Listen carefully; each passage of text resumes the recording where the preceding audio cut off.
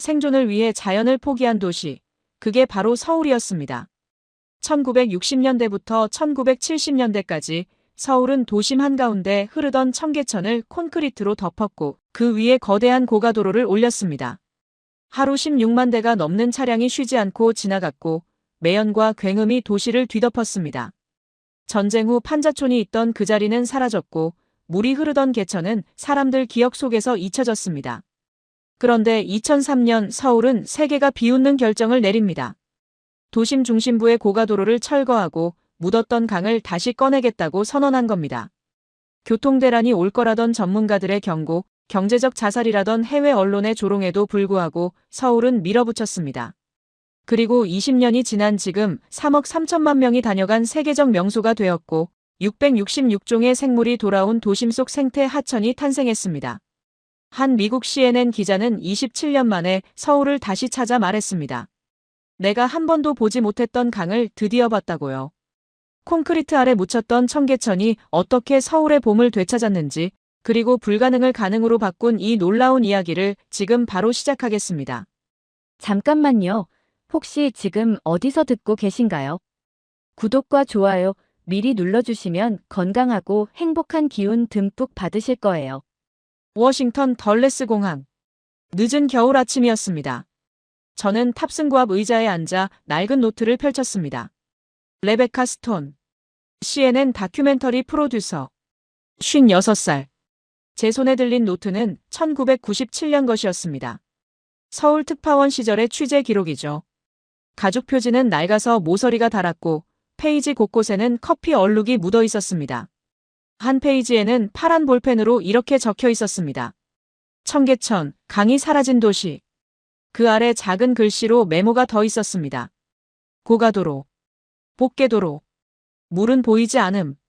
저는 그 문장들을 오래 바라봤습니다.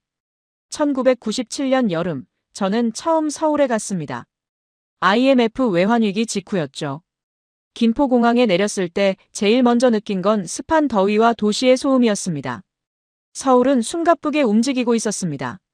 공사장 먼지가 하늘을 뿌옇게 덮었고 복잡한 전선이 골목을 거미줄처럼 채웠습니다. 자동차 매연이 코를 찔렀고요. 그때 제가 본 청계천은 강이 아니었습니다. 아니, 정확히 말하면 강을 본 적이 없었습니다. 택시를 타고 종로에서 동대문 방향으로 이동할 때였습니다. 차는 높은 구조물 아래를 지나고 있었습니다. 청계고가도로.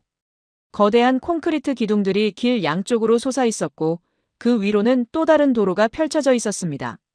고가도로 위로는 버스와 트럭이 끊임없이 지나갔습니다. 굉음이 머리 위에서 울렸고 콘크리트가 미세하게 떨렸습니다. 하루 약 16만 대. 그게 이 도로를 지나는 차량 숫자였습니다. 택시기사가 창밖을 가리키며 말했습니다. 여기가 청계천입니다. 저는 창밖을 봤습니다. 하지만 강은 보이지 않았습니다. 넓은 아스팔트 도로만 있었습니다. 주차된 차들, 간판이 빼곡한 상가 건물들, 그리고 고가도로의 그림자. 강이요? 제가 되물었죠. 네, 옛날엔 개천이었대요. 지금은 저 밑에 묻혀 있어요. 복개했거든요. 복개. 그 단어가 낯설었습니다. 강을 덮었다는 말인가요? 그렇죠. 1960년대부터 1970년대까지 공사했어요. 도로 만든 거죠. 저는 그 순간 이상한 느낌을 받았습니다. 강을 묻고 그 위에 도로를 만든다니. 미국에서는 상상하기 어려운 일이었습니다. 저는 노트를 꺼내 적었습니다. 서울의 강은 땅 아래에 묻혀 있다. 고가도로 아래로 들어가면 또 다른 세계가 펼쳐졌습니다. 햇빛이 잘 들지 않는 공간이었습니다. 콘크리트 기둥 사이로 공구상가들이 줄지어 있었고 세운상가 근처엔 전자제품 가게들이 빽빽했습니다. 쇠망치가 철판을 두들기는 소리, 용접 불꽃이 파란빛으로 튀는 모습. 기름 냄새와 철 냄새가 섞여 코를 찔렀습니다. 시끄럽고 복잡하고 지저분했지만 생명력이 넘쳤습니다. 한 상인이 가게 앞에서 부품을 정리하고 있었습니다. 50대쯤 되어 보이는 남자였습니다. 외국 기자세요? 네, CNN입니다. 여기 옛날엔 개천이었대요. 우리 아버지 때는 물도 흘렀다고 하더라고요.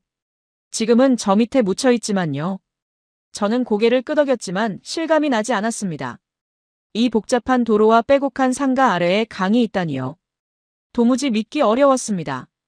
그날 저녁 호텔로 돌아와 노트에 적었습니다. 청계천은 더 이상 강이 아니다. 도시를 지탱하는 도로이고 사람들의 생계를 떠받치는 상가이고 차량이 쉬지 않고 지나가는 통로다. 물은 어디론가 사라졌다. 탑승 안내방송이 들렸습니다. 저는 노트를 덮고 가방에 넣었습니다. 이번 다큐멘터리 프로젝트 제목은 하나였습니다. 도시는 시간을 되돌릴 수 있을까? 본부에서 제게 서울 취재를 맡긴 이유도 간단했습니다. 청계천 복원 20년. 세계 도시 재생의 교과서라고 불리는 프로젝트. 3억 3천만 명이 다녀갔다는 도심 하천. 하지만 저는 아직 믿지 않았습니다. 도시가 시간을 되돌린다고요? 묻었던 강을 다시 만든다고요? 저는 1997년 그 도로를 기억합니다. 차들이 끊임없이 지나가던 고가도로를요. 콘크리트 기둥 사이로 보이던 상가들을요. 용접 불꽃이 튀던 공구상가를요. 그리고 한 번도 본 적 없는 물을요. 비행기가 이륙했습니다. 창밖으로 워싱턴이 점점 작아졌습니다. 저는 눈을 감았습니다. 머릿속에 1997년 서울이 떠올랐습니다. 복개도로 위를 달리던 택시. 고가도로 그림자 아래 늘어선 상가들. 용접 불꽃이 파랗게 튀던 공구점. 기름 냄새와 철 냄새가 섞인 공기. 그리고 제가 한 번도 보지 못했던 청계천의 물. 비행기는 구름 위로 올라갔습니다. 저는 가방에서 다시 노트를 꺼냈습니다. 마지막 페이지를 펼쳤습니다. 거기엔 1999년 서울을 떠나던 날 적은 문장이 있었습니다. 서울은 강 위에 도로를 만든 도시다. 생존을 위해 자연을 포기한 도시. 그게 내가 본 서울이다. 저는 그 문장을 오래 바라봤습니다. 27년 전 제가 내린 결론이었습니다. 그리고 그때는 그게 진실이라고 믿었습니다. 저는 그 문장 아래 새로운 줄을 그었습니다. 펜을 꺼내 적었습니다. 27년 뒤, 나는 다시 그곳에 간다. 내가 한 번도 본 적 없는 강을 찾으러. 창밖으로 구름이 흘러갔습니다. 저는 생각했습니다. 만약 정말 그 강이 돌아왔다면 그건 단순한 복원이 아닐 거라고요. 그건 도시가 자기 과거를 다시 쓴 거라고요. 묻었던 기억을 꺼낸 거라고요. 비행기 안조명이 어두워졌습니다. 승객들이 하나둘 잠들기 시작했습니다. 저는 노트를 덮고 눈을 감았습니다. 하지만 잠들 수 없었습니다. 머릿속에서 계속 질문이 맴돌았습니다. 도시는 정말 시간을 되돌릴 수 있을까요? 사라진 강은 정말 돌아올 수 있을까요? 그리고 제가 기억하는 그 서울, 고가도로와 복개도로의 서울은 지금 어디에 있을까요? 아니면 완전히 사라진 걸까요? 저는 창밖을 봤습니다. 구름 너머로 대양이 펼쳐져 있었습니다. 끝없는 물이었습니다. 그리고 생각했습니다. 물은 사라지지 않는다고요. 다만 흐름이 막히거나 보이지 않는 곳으로 갈 뿐이라고요. 그렇다면 청계천의 물도 그랬을까요? 27년 동안 어디론가 숨어 있다가 다시 돌아온 걸까요? 저는 다시 눈을 감았습니다. 그리고 꿈을 꿨습니다. 고가도로 아래를 걷는 꿈이었습니다. 콘크리트 기둥 사이로 물소리가 들렸습니다. 작은 물소리였지만 분명히 들렸습니다. 1998년 서울. 한여름의 더운 오후였습니다. 저는 택시를 타고 종로에서 동대문 방향으로 이동하고 있었습니다. 차창 밖으로 도시가 흘러갔습니다. 낡은 건물들 사이로 새로운 건물들이 올라가고 있었고 공사장마다 먼지가 피어올랐습니다. 운전기사가 말했습니다. 청계천 지나갑니다. 저는 고개를 들었습니다. 하지만 강은 보이지 않았습니다. 차는 높은 구조물 아래로 들어가고 있었습니다. 청계고가도로였습니다. 콘크리트 기둥들이 길 양쪽에 늘어서 있었고 머리 위로는 거대한 도로가 펼쳐져 있었습니다. 2층 구조였습니다. 고가도로 위에서는 굉음이 들렸습니다. 버스와 트럭이 쉬지 않고 지나가는 소리였습니다. 콘크리트가 미세하게 떨렸고 먼지가 천천히 내려왔습니다. 여기가 청계천이에요? 제가 물었습니다. 네. 옛날엔 물이 흘렀대요. 지금은 저 밑에 묻혀 있고요. 저는 창밖을 자세히 봤습니다. 고가도로 아래 넓은 도로가 펼쳐져 있었습니다. 아스팔트로 깔린 평평한 길이었습니다. 차들이 주차되어 있었고 상가 건물들이 빽빽하게 들어서 있었습니다. 어디에도 물은 보이지 않았습니다. 강의 흔적조차 없었습니다. 택시가 멈췄습니다. 저는 차에서 내려 천천히 걸었습니다. 고가도로의 그림자가 길게 드리워져 있었습니다. 햇빛이 제대로 들지 않는 공간이었습니다. 낮은데도 어두컴컴했습니다. 기둥과 기둥 사이로 상가들이 들어차 있었습니다. 공구상가였습니다. 세운상가 쪽으로 걸어가자 전자제품 가게들이 나타났습니다. 쇠망치 소리가 울렸습니다.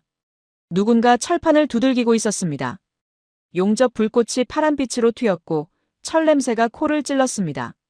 기름 냄새도 섞여 있었습니다. 저는 한 가게 앞에 멈춰 섰습니다. 진열대에는 각종 부품들이 놓여 있었습니다. 나사, 볼트, 전선, 공구들. 모든 게 낡고 기름때가 묻어 있었지만 정리는 잘 되어 있었습니다. 가게 주인이 제게 말을 걸었습니다. 50대 정도 되어 보이는 남자였습니다. 뭐 찾으세요? 아니요, 그냥 구경하는 중입니다. 기자예요. 아, 외국 기자구나. 미국 사람? 네. 그가 웃었습니다. 여긴 처음이에요? 네, 이번에 처음 왔습니다. 그가 주변을 둘러보며 말했습니다. 여기가 청계천이에요. 옛날엔 물이 흘렀대요. 지금은요? 지금은 저 밑에 묻혀 있죠. 1960년대부터 공사 시작해서 1970년대에 다 덮었어요. 저는 고개를 끄덕였습니다. 왜 덮었을까요? 도로가 필요했으니까요. 차도 많아지고 사람도 많아지고. 개천은 더러웠고요. 그가 담담하게 말했습니다. 그때는 그게 발전이었어요. 저는 노트를 꺼내 적었습니다. 가게 주인이 말을 이었습니다. 우리 아버지가 여기서 장사 시작하셨어요. 1970년대부터요. 그때는 고가도로 공사하던 때였죠. 고가도로는 언제 만들어진 건가요? 1960년대 말부터 1970년대 중반까지요. 청계천 복개하고 나서 그 위에 또 도로 만든 거예요. 저는 위를 올려다봤습니다.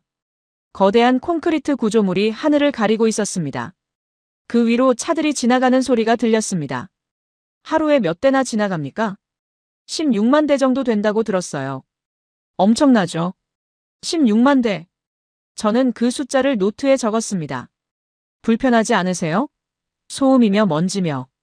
그가 어깨를 으쓱했습니다. 익숙해요. 태어날 때부터 이랬으니까. 우리한테는 이게 일상이에요. 저는 주변을 다시 둘러봤습니다. 고가도로 아래는 하나의 세계였습니다. 햇빛은 없었지만 사람들은 살아가고 있었습니다. 장사하고 일하고 밥 먹고 담배 피우고. 그들에게 청계천은 강이 아니라 이 공간 그 자체였습니다.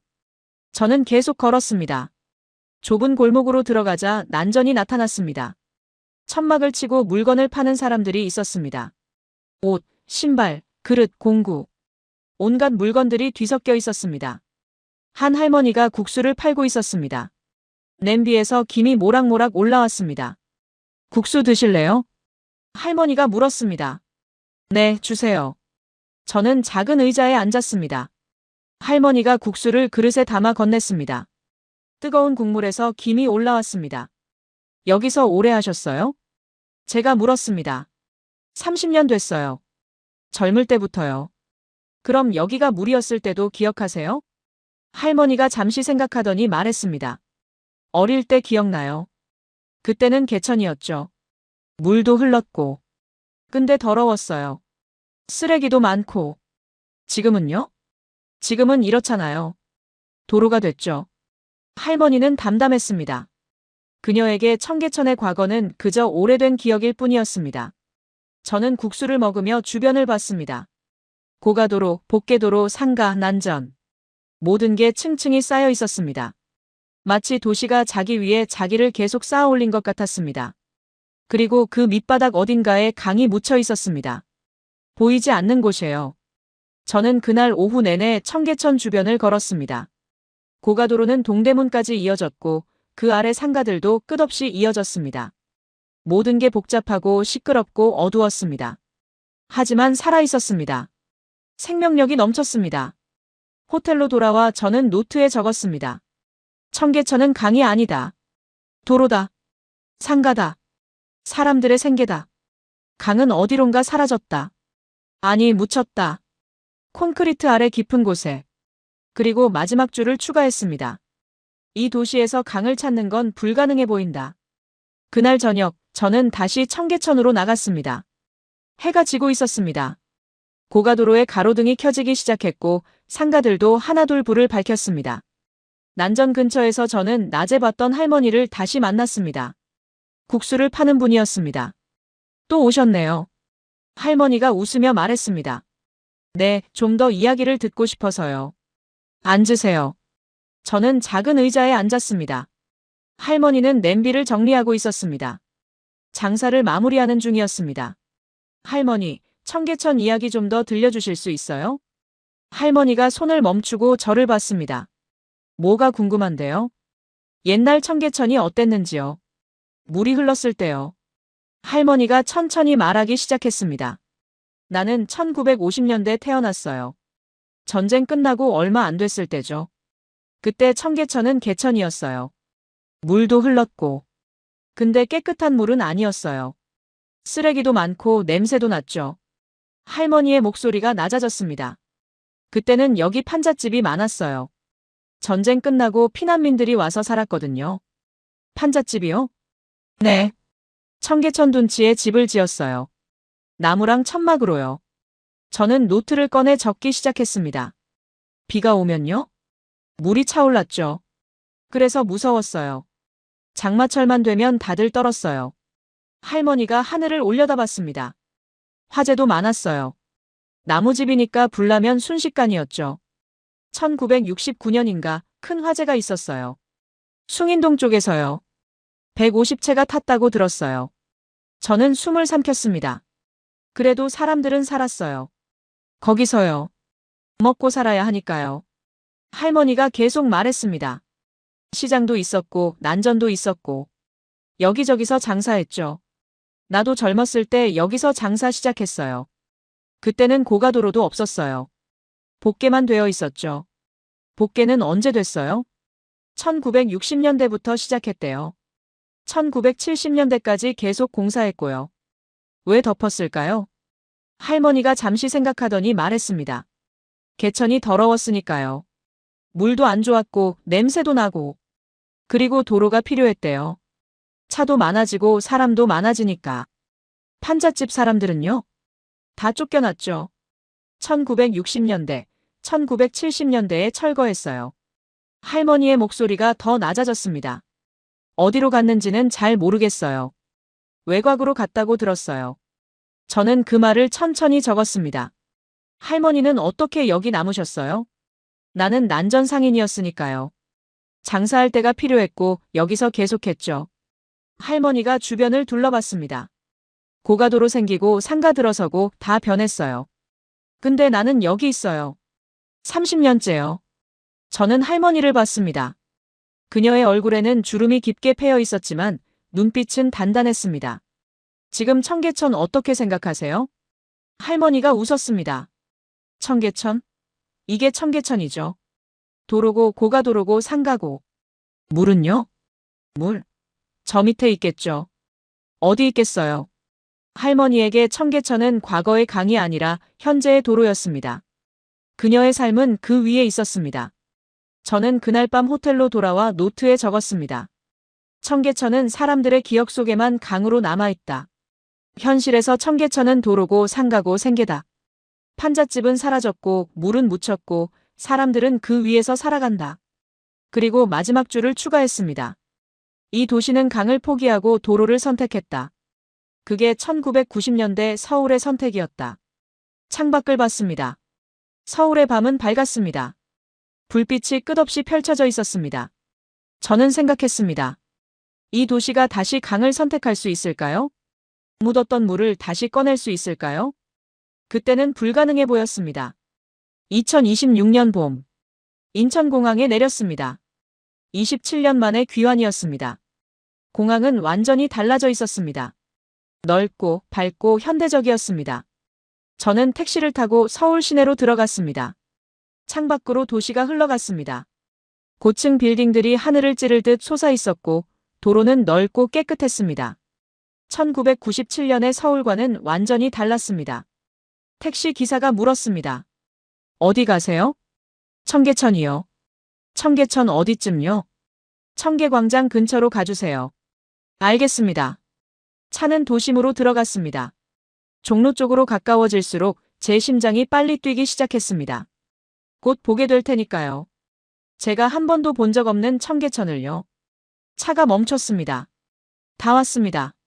저는 차에서 내렸습니다. 그리고 멈춰 섰습니다.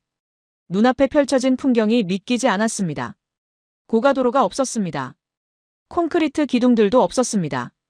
대신 넓은 광장이 있었고 그 아래로 계단이 이어졌습니다.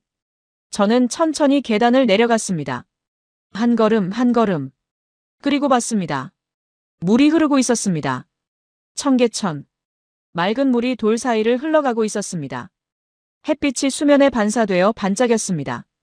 저는 한참을 그 자리에 서 있었습니다. 말이 나오지 않았습니다. 1997년 이곳에는 고가도로가 있었습니다. 차들이 쉬지 않고 지나갔고 굉음이 울렸고 먼지가 내렸습니다.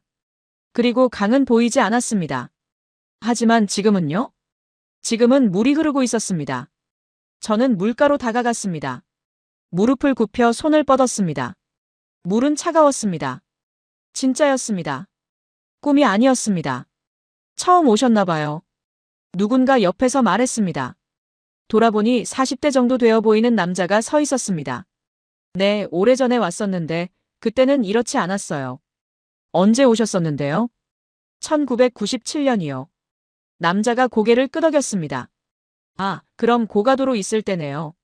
네, 맞아요. 많이 달라졌죠? 저는 웃었습니다.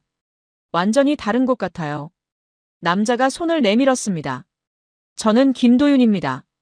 서울시 도시생태연구소에서 일해요. 레베카 스톤이에요. CNN 다큐멘터리 프로듀서고요. 아, 그래서 취재 오신 거군요. 네, 청계천 복원에 대한 다큐멘터리를 만들려고요. 김도윤이 주변을 둘러보며 말했습니다. 그럼 제가 안내해 드릴게요. 궁금한 거 많으시죠? 네, 정말 많아요. 우리는 천천히 걷기 시작했습니다. 물을 따라서요. 김도윤이 말했습니다. 2003년에 고가도로 철거를 시작했어요. 2년 3개월 동안 공사했고요. 2005년에 개장했습니다. 저는 노트를 꺼내 적었습니다. 얼마나 복원했어요? 5.8km요. 청계광장에서 동대문까지요. 믿을 수가 없네요. 김도윤이 웃었습니다. 저도 처음엔 믿기지 않았어요. 왜요? 저도 여기서 자랐거든요. 어렸을 때요. 그가 주변을 봤습니다. 제 아버지가 청계천 공구상가에서 일하셨어요. 그때는 고가도로 아래였죠. 항상 어두웠고 트럭 소리가 시끄러웠어요. 저는 고개를 끄덕였습니다. 저도 기억해요. 그 소음이랑 먼지요. 근데 지금은 이렇게 됐어요. 김도윤의 목소리에 감정이 실렸습니다. 청계천은 단순한 공사가 아니에요. 이건 서울이 자기 기억을 다시 찾은 사건입니다. 저는 그 말을 천천히 노트에 적었습니다. 우리는 계속 걸었습니다. 물소리가 들렸습니다. 작은 폭포도 있었고 돌다리도 있었습니다. 사람들이 산책하고 있었습니다. 점심시간이라 직장인들도 많았습니다. 누군가는 벤치에 앉아 샌드위치를 먹고 있었고 누군가는 통화하며 천천히 걷고 있었습니다. 모든 게 자연스러웠습니다. 마치 원래부터 여기 있었던 것처럼요. 하지만 저는 알았습니다. 20년 전 이곳은 완전히 달랐다는 것을요. 저는 멈춰서서 주변을 천천히 둘러봤습니다. 고층 빌딩들이 양쪽으로 솟아 있었고 그 사이로 물이 흐르고 있었습니다. 도심 한가운데 강이 있었습니다. 제가 1997년에는 한 번도 보지 못했던 강이요. 김도윤이 물었습니다. 어때요? 느낌이요. 저는 한참을 침묵하다가 대답했습니다. 믿을 수가 없어요. 제가 기억하는 곳과 완전히 다르니까요. 하지만 동시에 이상하게 익숙해요. 왜 그럴까요? 저는 생각했습니다. 아마도 이게 원래 모습이었을 것 같아서요. 고가도로와 복개도로가 오히려 이상한 거였고요.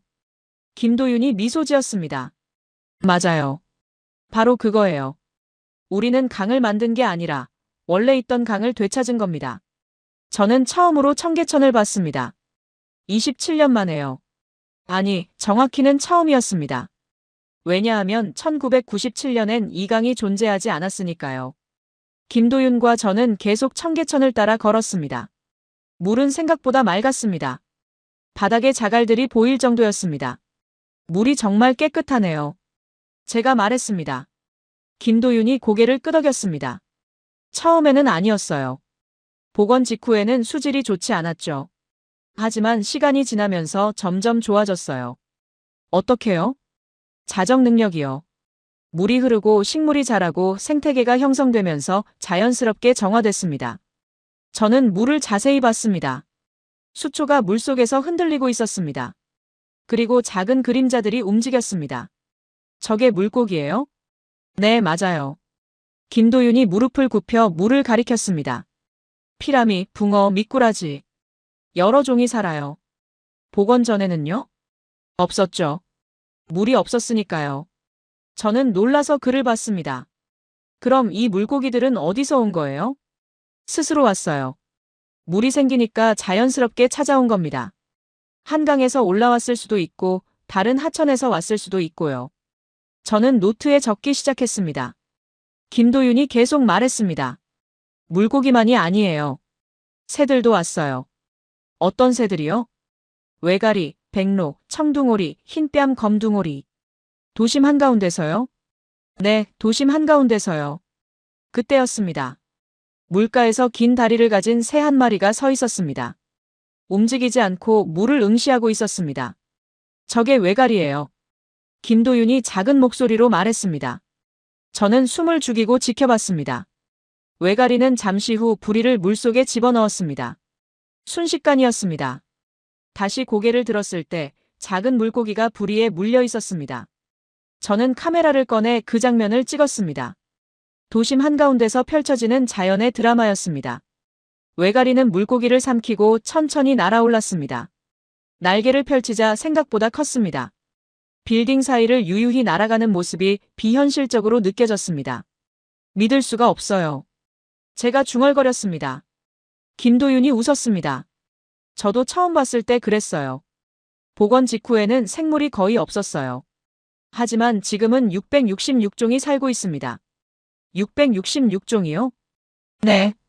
어류, 조류, 식물, 곤충 모두 포함해서요. 저는 그 숫자를 노트에 적었습니다. 20년 만에 666종이 돌아왔다는 거네요. 그렇죠. 물이 생기니까 식물이 자랐고, 식물이 자라니까 곤충이 왔고, 곤충이 오니까 새들이 찾아왔어요. 생태계가 스스로 복원된 거예요. 우리는 계속 걸었습니다. 물가에는 다양한 식물들이 자라고 있었습니다. 갈대, 부들, 수크. 바람이 불 때마다 흔들렸습니다. 이 식물들도 스스로 자란 건가요? 일부는 심었고 일부는 스스로 왔어요. 씨앗이 바람에 날아오거나 새들이 옮겨오거나요. 저는 주변을 둘러봤습니다. 고층 빌딩들이 양쪽으로 솟아있는 도심 한가운데. 하지만 이곳에는 생명이 넘쳤습니다. 물고기, 새, 식물, 곤충. 모두 살아 움직이고 있었습니다. 김도윤이 말했습니다. 청계천은 단순한 물길이 아니에요. 이건 도심 속 생태 통로예요. 한강과 내사산을 연결하는 생명의 길이죠. 저는 그 말을 곱씹었습니다.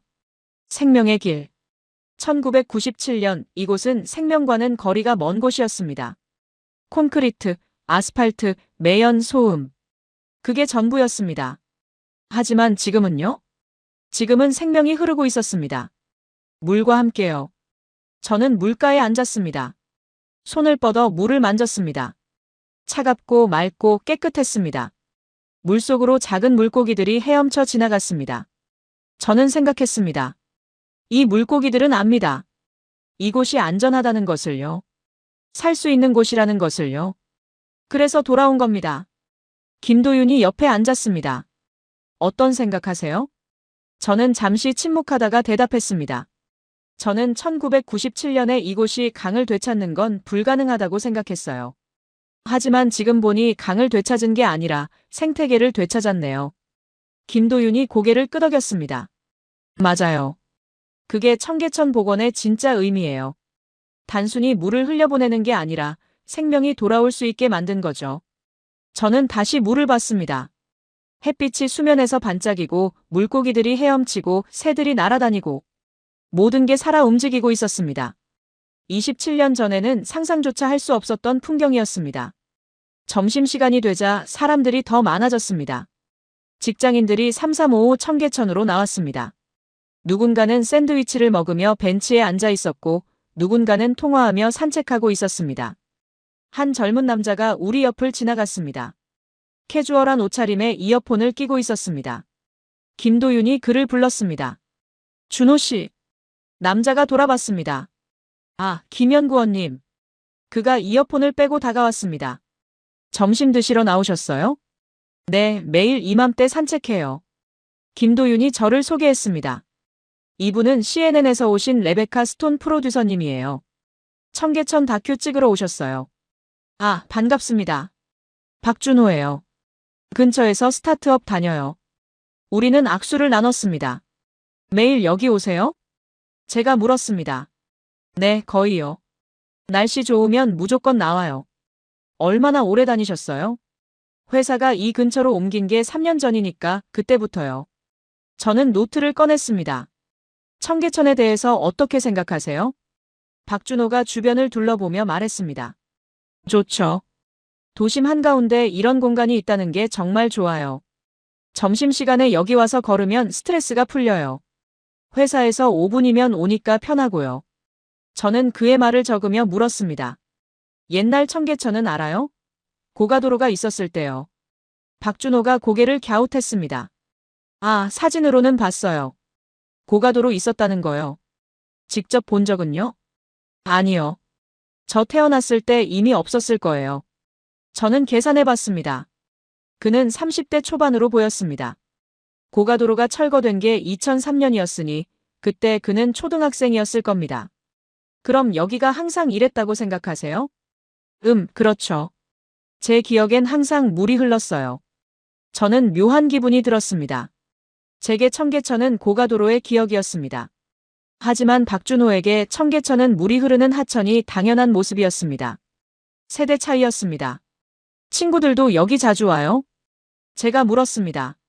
네, 데이트 코스로도 좋고 친구들이랑 걷기도 하고. 밤에는 조명도 켜지니까 분위기 좋아요. 김도윤이 거들었습니다. 젊은 세대한테는 청계천이 당연한 풍경이죠. 박준호가 웃으며 말했습니다. 그런데 가끔 부모님이 말씀하시더라고요. 예전엔 여기 도로였다고. 어떻게 느껴졌어요? 신기했어요. 이 넓은 공간이 다 도로였다는 게요. 상상이 안 가더라고요. 저는 그 말을 이해했습니다. 반대로 저는 지금 이 풍경이 상상이 안 갔었으니까요. 박준호가 시계를 봤습니다. 아, 회사 들어가야 해요. 회의 있어서요. 네, 시간 내주셔서 감사합니다. 아니에요. 좋은 다큐 만드세요. 그는 손을 흔들고 걸어갔습니다. 가볍고 빠른 걸음이었습니다. 저는 그의 뒷모습을 보며 생각했습니다. 그에게 청계천은 일상이었습니다. 특별한 게 아니라 당연한 거였습니다. 매일 지나가는 산책로이고 친구들과 만나는 장소이고 데이트하는 곳이었습니다. 김도윤이 말했습니다. 저런 세대가 청계천의 미래예요. 과거를 모르지만 현재를 당연하게 여기는 세대요. 저는 고개를 끄덕였습니다. 그게 성공의 증거인 것 같아요. 왜요? 복원이 성공했다는 건 사람들이 그걸 특별하지 않게 여긴다는 거니까요. 원래부터 있었던 것처럼요. 김도윤이 미소 지었습니다. 좋은 표현이네요. 우리는 다시 걸었습니다. 젊은 커플이 손을 잡고 걸어가고 있었고 아이를 데리고 나온 부모도 있었습니다. 노인도 있었고 외국인 관광객도 있었습니다. 모두가 자연스럽게 이 공간을 사용하고 있었습니다. 마치 원래부터 여기 있었던 것처럼요. 저는 노트에 적었습니다. 새로운 세대에게 청계천은 복원된 하천이 아니라 원래부터 있던 도시의 일부다. 그들은 고가도로를 기억하지 못한다. 그리고 그게 이 프로젝트의 진짜 성공이다. 김도윤이 제 노트를 슬쩍 보고 웃었습니다. 정확해요. 저는 주변을 다시 둘러봤습니다. 빌딩들 사이로 물이 흐르고 사람들이 걷고 새들이 날아다니고 이 모든 게 이제는 서울의 일상이었습니다. 27년 전과는 완전히 다른 일상이요. 다음 날 저는 국제도시개발 포럼에 참석했습니다. 서울에서 열리는 컨퍼런스였습니다. 주제는 지속 가능한 도시재생이었습니다. 청계천이 주요 사례로 소개될 예정이었습니다. 회의장에 들어가자 여러 나라에서 온 전문가들이 보였습니다. 미국, 유럽, 일본, 중국 모두 도시개발 분야의 권위자들이었습니다. 발표가 시작되었습니다. 청계천 복원 프로젝트에 대한 설명이 이어졌습니다. 2003년부터 2005년 2년 3개월 공사 5.8km 복원 총 비용 3천억 원 하루 평균 5만 명 방문 20년간 누적 3억 3천만 명 숫자들이 화면에 떴습니다. 청중들이 웅성거렸습니다. 발표자가 계속 말했습니다. 복원 전 교통량 하루 16만 8천 대. 복원 후 교통체증 우려와 달리 대중교통 이용 증가로 교통 흐름 개선. 주변 부동산 가격 평균 30% 상승. 생물종 666종으로 증가. 저는 노트에 받아 적었습니다. 발표가 끝나고 질문 시간이 되었습니다. 한 남자가 손을 들었습니다. 미국인으로 보였습니다. 마이클 로웰입니다. 글로벌 도시투자회사 회장입니다. 그의 목소리는 낮고 단호했습니다. 질문 하나 드리겠습니다. 이 프로젝트의 경제적 타당성은 어떻게 평가하십니까? 발표자가 대답했습니다. 직접적 경제 효과뿐 아니라 도시 브랜드 가치 상승을 고려해야 합니다. 마이클이 다시 물었습니다. 도시 브랜드요? 구체적으로요? 청계천은 서울의 상징이 되었습니다. 관광객 증가, 국제 인지도 상승. 이 모든 게 경제적 가치입니다. 마이클은 잠시 침묵하다가 고개를 끄덕였습니다. 흥미롭군요. 휴식 시간에 저는 마이클에게 다가갔습니다. 마이클 로웰 씨, 잠깐 이야기 나눌 수 있을까요? CNN에서 왔습니다. 물론이죠. 우리는 복도로 나왔습니다. 청계천에 대해 어떻게 생각하세요? 제가 물었습니다. 마이클은 잠시 생각하더니 말했습니다. 솔직히 말하면 처음에는 회의적이었습니다. 왜요? 경제 논리에 맞지 않는다고 생각했거든요.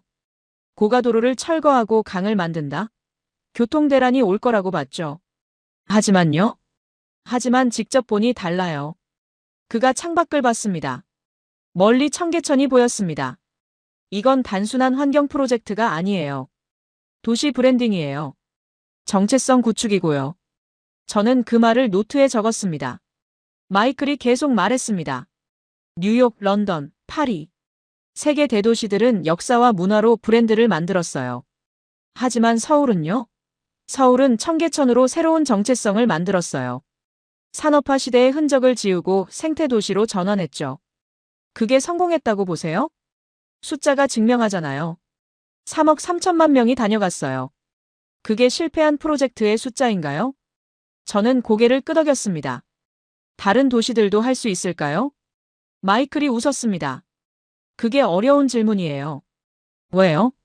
서울은 용기가 있었어요. 고가도로를 철거하는 용기요. 다른 도시들은 그 용기가 없어요. 기존 구조를 바꾸는 게 두렵거든요. 저는 그 말을 이해했습니다. 변화는 항상 두려운 법이니까요. 컨퍼런스가 끝난 후 저는 혼자 청계천으로 갔습니다. 저녁 시간이었습니다. 야간 조명이 켜지기 시작했습니다. 물 위로 은은한 빛이 흘렀습니다. 사람들이 산책을 나왔습니다. 연인들, 가족들, 친구들. 모두 천천히 걸으며 봄밤을 즐기고 있었습니다. 저는 벤치에 앉아 노트를 폈습니다.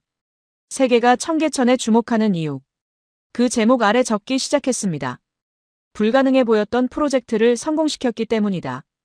도시 중심부의 주요 도로를 철거하고 하천을 복원했다. 경제 논리를 넘어서는 결정이었다. 하지만 결과는 성공이었다. 3억 3천만 명의 방문객, 생물종 666종, 도시 브랜드 가치 상승. 청계천은 증명했다. 도시는 변할 수 있다고. 저는 펜을 놓고 주변을 봤습니다. 조명 아래 빛나는 물. 천천히 걷는 사람들. 빌딩 사이로 흐르는 강. 이 모든 게 27년 전에는 불가능해 보였던 것들이었습니다. 하지만 지금은 현실이었습니다. 4월 말. 봄이 완전히 왔습니다. 벚꽃이 만개했습니다. 청계천 주변 나무들이 분홍빛으로 물들었고 바람이 불 때마다 꽃잎이 떨어졌습니다. 저는 마지막 촬영을 위해 청계천으로 나왔습니다. 이른 아침이었습니다. 아직 사람들이 많지 않은 시간이었습니다.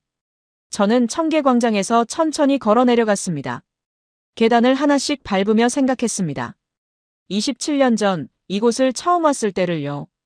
그때 저는 고가도로 아래를 걸었습니다. 어두웠고 시끄러웠고 먼지투성이었습니다. 그리고 강은 보이지 않았습니다. 하지만 지금은요? 물가에 도착했습니다. 벚꽃 꽃잎이 물 위에 떠 있었습니다. 분홍빛 꽃잎들이 천천히 흘러가고 있었습니다. 햇빛이 수면에 반사되어 반짝였습니다. 저는 카메라를 들어 그 장면을 찍었습니다. 그리고 마지막 내레이션을 녹음하기 시작했습니다. 저는 1997년 서울에 왔습니다. 하지만 그때 저는 이 강을 보지 못했습니다. 강은 땅 아래에 있었기 때문입니다. 목소리가 떨렸습니다. 청계천은 고가도로 아래 묻혀 있었고 하루 16만 대의 차량이 그 위를 지나갔습니다. 매연과 소음이 가득했고 햇빛조차 제대로 들지 않았습니다. 저는 잠시 멈췄습니다. 물을 봤습니다. 27년 뒤 저는 다시 이곳에 왔습니다. 그리고 처음으로 청계천을 봤습니다. 강은 다시 흐르고 있었습니다. 꽃잎이 물 위를 흘러갔습니다. 청둥오리 한 쌍이 그 사이를 유유히 헤엄쳐 갔습니다. 서울은 강을 만든 것이 아닙니다. 숨겨져 있던 시간을 꺼냈습니다. 묻었던 기억을 되찾았습니다. 저는 카메라를 내리고 주변을 천천히 둘러봤습니다. 고층 빌딩들이 양쪽으로 솟아 있었고 그 사이로 물이 흐르고 있었습니다. 벚꽃이 만개했고 새들이 날아다니고 사람들이 걷고 있었습니다. 모든 게 살아 움직이고 있었습니다. 이때 누군가 제 옆으로 다가왔습니다. 돌아보니 할머니 한 분이 서 계셨습니다. 70대쯤 되어 보였습니다. 손주로 보이는 아이가 할머니 손을 잡고 있었습니다. 안녕하세요. 제가 인사했습니다. 네, 안녕하세요. 할머니가 웃으며 대답했습니다. 촬영 중이세요? 네, 다큐멘터리 찍고 있어요. 청계천에 대해서요? 네, 맞아요. 할머니가 주변을 둘러보며 말했습니다. 여기 많이 변했어요. 옛날 청계천 기억하세요? 할머니가 고개를 끄덕였습니다. 물론이죠. 여기서 장사했어요. 젊었을 때요. 저는 놀라서 할머니를 봤습니다. 혹시 27년 전 제가 만났던 그 할머니일까요? 혹시 국수 파셨나요? 할머니가 눈을 크게 떴습니다. 어머, 어떻게 알았어요? 1998년에 만났던 것 같아요. 제가 CNN 기자였는데. 아, 그때. 할머니가 손뼉을 쳤습니다. 외국 기자 왔었죠. 그게 당신이었어요? 네, 최순자 할머니 맞으시죠? 네, 맞아요. 우리는 서로 놀라 웃었습니다. 27년 만에 재회였습니다. 그때는 여기 고가도로 있었는데. 할머니가 말했습니다. 네, 기억해요. 지금은 완전히 달라졌죠? 네, 완전히요. 할머니가 손주를 보며 말했습니다. 이 아이는 이게 당연한 줄 알아요. 물이 원래 여기 있었다고 생각하죠. 손주가 할머니를 올려다봤습니다. 할머니, 여기 옛날에 어땠어? 할머니가 무릎을 굽혀 아이 눈높이에 맞췄습니다. 옛날엔 여기 하늘이 안 보였어. 큰 다리가 위에 있었거든. 다리요? 응. 차들이 지나가는 다리. 엄청 시끄러웠어. 지금은요? 할머니가 하늘을 올려다봤습니다. 지금은 하늘이 보이잖아. 구름도 보이고 새도 날아다니고. 아이도 하늘을 올려다봤습니다. 그 모습을 보며 저는 깨달았습니다. 이게 청계천 복원의 진짜 의미라는 것을요. 할머니는 과거를 기억합니다. 어두웠던 고가도로 아래를요. 하지만 손주는 현재를 살아갑니다. 맑은 물과 벚꽃과 하늘을요. 그리고 그게 자연스러운 겁니다. 원래부터 있었던 것처럼요. 저는 마지막 장면을 찍었습니다. 할머니와 손주가 손을 잡고 걸어가는 모습을요. 벚꽃 꽃잎이 그들 주변으로 떨어지고 있었습니다. 촬영을 마치고 저는 벤치에 앉았습니다. 노트를 펼쳤습니다. 마지막 문장을 적었습니다. 나는 1997년에 서울에 왔다. 하지만 그때 나는 청계천을 보지 못했다. 강은 땅 아래에 묻혀 있었기 때문이다. 27년 뒤 나는 다시 왔다. 그리고 처음으로 청계천을 봤다. 서울은 강을 복원한 것이 아니다. 계절을 되찾았다. 하늘을 되찾았다. 그리고 미래를 되찾았다. 저는 노트를 덮고 주변을 마지막으로 둘러봤습니다. 벚꽃이 바람에 흩날리고 물이 햇빛에 반짝이고 사람들이 걷고 있었습니다.